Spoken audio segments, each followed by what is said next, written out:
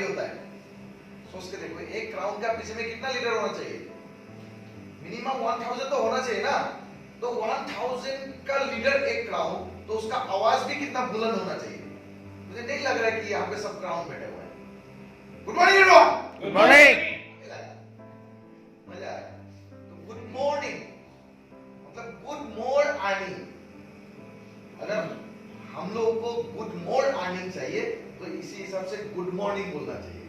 इसी हिसाब से मैं हमेशा इसलिए खुद को एनर्जेटिक रखने के लिए good more earning, good morning यानी बहुत जोर से बोलता हूँ। तो मेरा नाम सैयद खैरुल इस्लाम, मेरा ओरिजिनल घर है नौगांव से, डिस्ट्रिक्ट नौगांव। मैं भी एक मिडिल क्लास फैमिली से बिलोंग करता हूँ। जब मैंने क्लास 10 पास किया उसी टाइम पे मैं आया गुवाहाटी। क्लास 10 का बाद मैंने पढ़ाई नहीं किया और आगे क्लास 10 पास करने के बाद मैं आ गया गुवाहाटी।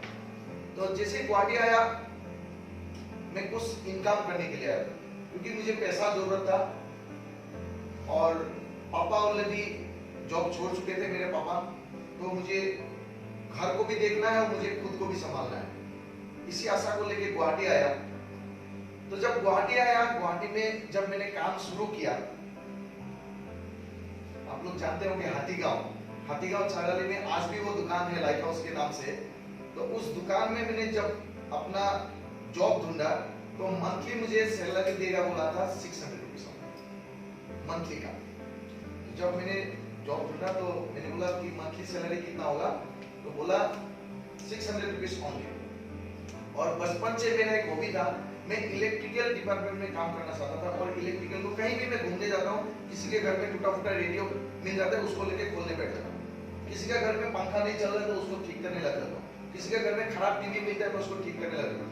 मतलब मुझे शौक था इलेक्ट्रिकल में, तो मैं भी काम आगे ढूंढा इलेक्ट्रिकल और मेरा सैलरी था 600 रुपीज। जब फर्स्ट मंथ मेरा सैलरी काम किया कंप्लीट हुआ तो लास्ट में जब मेरा हाथ में सैलरी आया 600 रुपीज, बगल में एक मारवाड़ी का दुकान है, आज भी वो दुकान है, वहां पे एक शर्ट टंगा हुआ था, उसका रेट था 700 रुपीज। और जब मैं 600 रुपीज अपना जेब में लेके गया शर्ट खरीदने के लिए, क्योंकि बचपन से मेरा ड्रीम बहुत बड़ा बड़ा था। इनकम नहीं था, इनकम छोटा था लेकिन ड्रीम बहुत बड़ा बड़ा था। तो जब शर्ट खरीदने गया तो वो दुकानदार बोला कि ये शर्ट का दाम है 700 रुपीज। तो मैं एक बार अपना सैलरी को देखता हूँ जेब से निकाल के और एक बार शर्ट की तरफ देखता हूँ। तो उसी वक्त मेरा यहाँ पे एक रिश्तेदार है 6 माइल में, तो वो मुझे हमेशा लेने भी आता है सुबह और वो फिर छोड़ने भी आते हैं। तो उन्हीं का घर में मैं रह के एक्चुअली फर्स्ट काम शुरू किया था, क्योंकि 600 में आप सोच सकते हो ना तो रेंट का घर मिलेगा ना तो खाना चल सकता है। तो मैं एक रिलेटिव का घर में रह के वो काम करा था। तो वो मेरा रिश्तेदार में नाना लगते हैं। तो नाना ने बोला क्या देख रहे हो? मैंने कहा वो शर्ट पसंद है मुझे लेकिन दाम बोल रहा है 700 और मेरे पास सैलरी का बच्चा है 600। तो बोला कोई बात नहीं, शर्ट मैं तुझे खरीद के दे दूं, ये 600 रख, अगले 1 महीना चलना पड़ेगा। तो उन्होंने मुझे शर्ट दिलवाया और मैं किसी को दिखा के नहीं रोया, मैं अंदर ही अंदर रोया कि क्या काम कर रहा हूँ यार, 1 महीने का जो इनकम है उससे एक शर्ट नहीं खरीद पा रहा हूँ तो कर क्या रहा हूँ।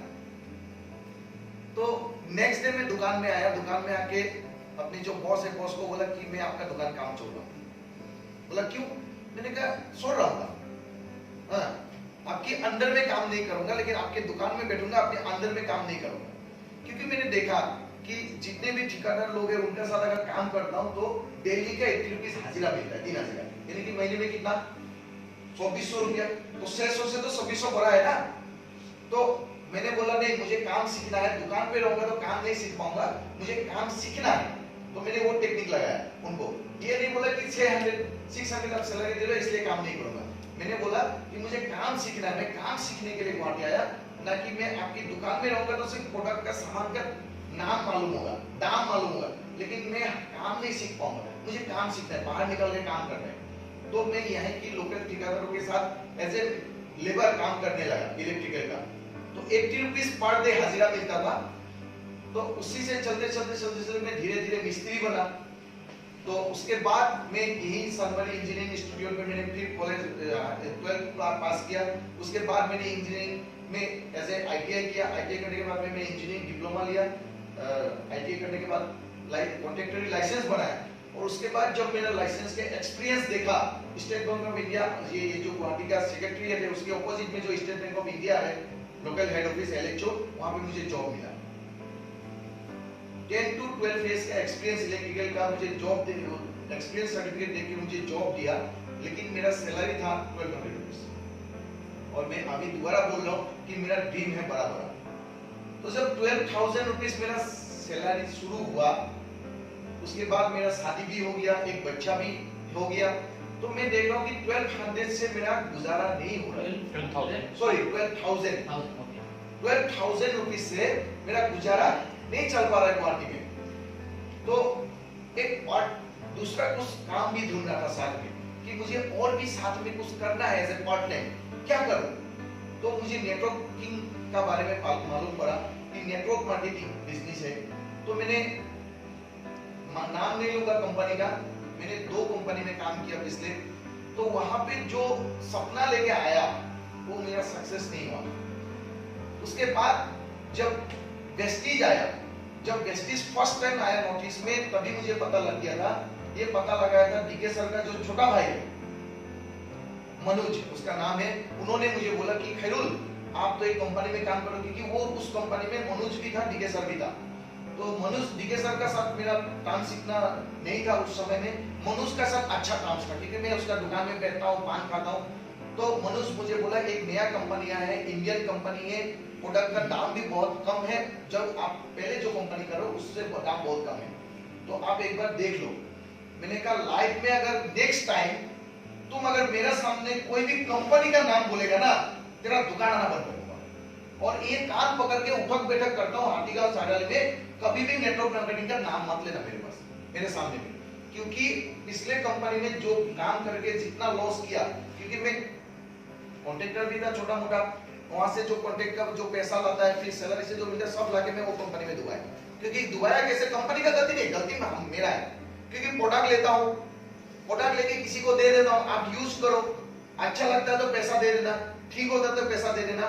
तो एक चीज ध्यान में रखिए, किसी को भी अगर आप बाकी में प्रोडक्ट दे दोगे ना क्रेडिट में, उसका बीमारी कभी ठीक हो गई। और जब सेकंड मंथ में पैसा मांगने जाता हूँ, वो बोलता है आपका प्रोडक्ट खा के ना मेरा बीमार और बढ़ गया, मेडिकल तक पहुंच गया। तो आप क्या पैसा मांगोगे उससे? हिम्मत होगा आपके अंदर कि पैसा मांगू? मैं तो चुपचाप बाहर आ जाता हूँ, नेक्स्ट टाइम उसके पास जाते हैं। ऐसे मेरे बहुत पैसा डूबा, और मुझे लगता था कि नेटवर्क मार्केटिंग एक सबसे घटिया बिजनेस अगर है, नेटवर्क मार्केटिंग है, मुझे लगा, और इसलिए मैं नेटवर्क मार्केटिंग से हाथ धो के बैठा।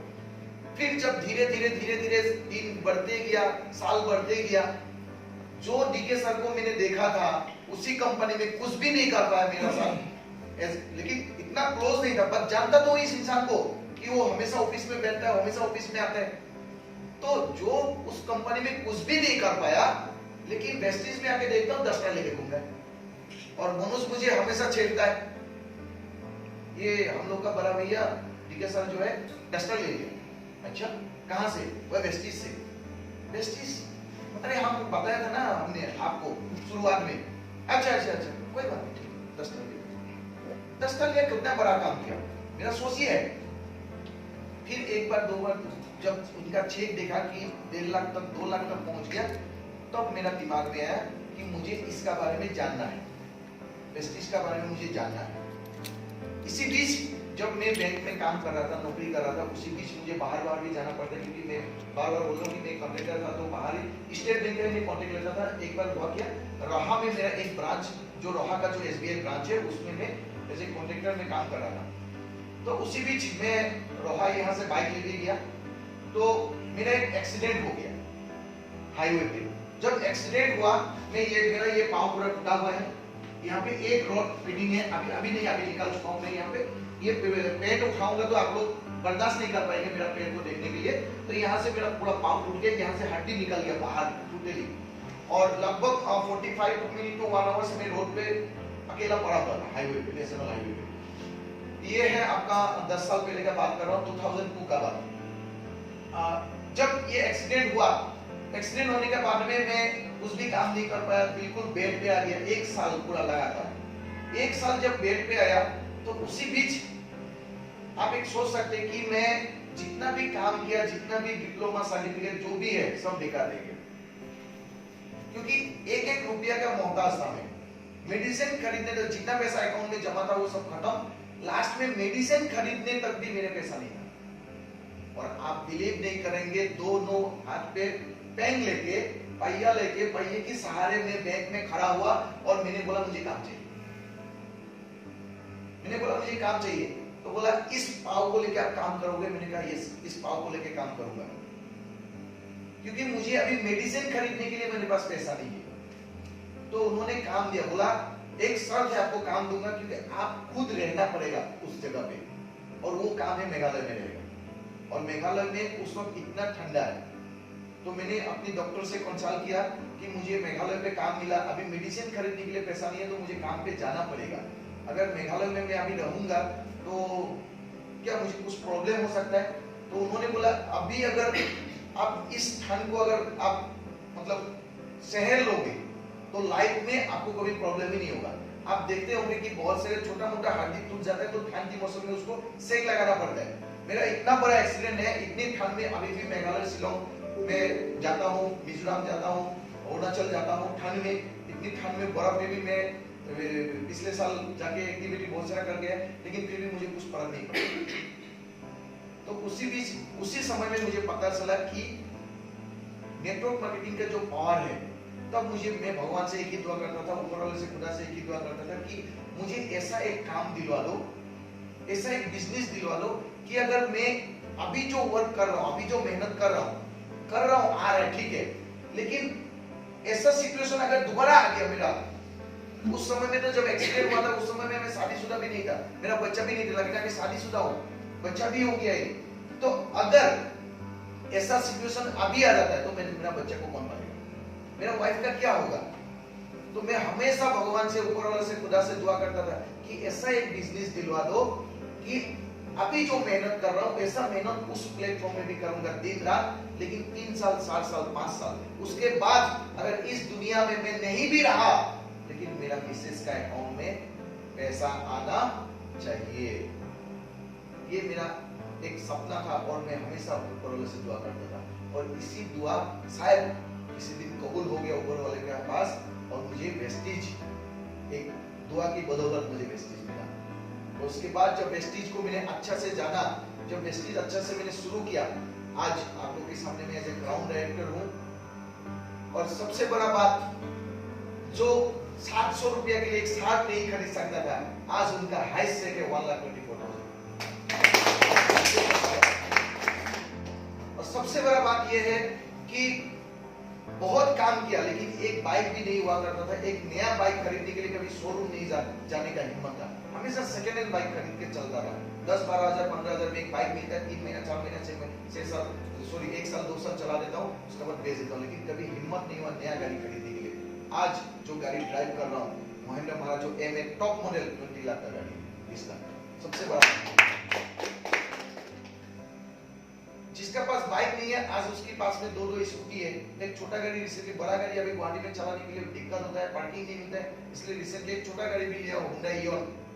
2 गाड़ी है, 2 स्कूटी है, यानी कि 4 गाड़ी का मालिक हुआ, जिसका पास एक बाइक भी नहीं हुआ था। एक 700 रुपए का शर्ट खरीदने का हिम्मत नहीं हुआ था। और रिसेंटली फॉरेन ट्रिप भी लगा के आया, अभी तो 2 साल हो गया फॉरेन ट्रिप में हम लोग को लेके जा ही नहीं रहे। पैसा तो जमा है सबका ट्रेवल फंड में, लेकिन क्या है, सिचुएशन ही ऐसा है। तो लास्ट ईयर हम लोग थाईलैंड, बैंकॉक, पटाया घूम के आए हैं। अभी देखते हैं अगर सिचुएशन अच्छा होगा तो वेस्टीज कहाँ लेके जाते हैं हम लोग। तो मैं कर रहा हूँ, ये बड़ा बात नहीं है। सबसे बड़ा बात ये है कि मेरा डाउनलाइन में भी रिसीव किया। आज मेरा डाउनलाइन में 4 गाड़ी आ चुका है, और ये साल लगभग 2 गाड़ी और निकल रहा है। दिसंबर से पहले 2 गाड़ी और आ गई, अभी चल रहा है। नाम अनाउंस नहीं करूंगा, आने से आप लोगों को पता चल जाएगा। दिसंबर से पहले नया गाड़ी और 2 आ रहा है मेरा टीम में, ऑलरेडी सारा आ चुका है। मैं आपको एक ही बात बोलना चाहता हूँ कि ये सारे जो अचीवमेंट है, ये सिर्फ और सिर्फ डिपेंड करेगा आप खुद के ऊपर। आप क्या चाहते हो? अगर आपका सपना सही है, आपका अगर ड्रीम सही है, अगर आप खुद अगर आपके माइंड को सोचते हो कि हाँ मैं ये अचीव कर सकता हूं, तो दुनिया में ऐसा कोई व्यक्ति नहीं है कि आपको हरा सके। सबसे पहले आप डिसाइड करना पड़ेगा।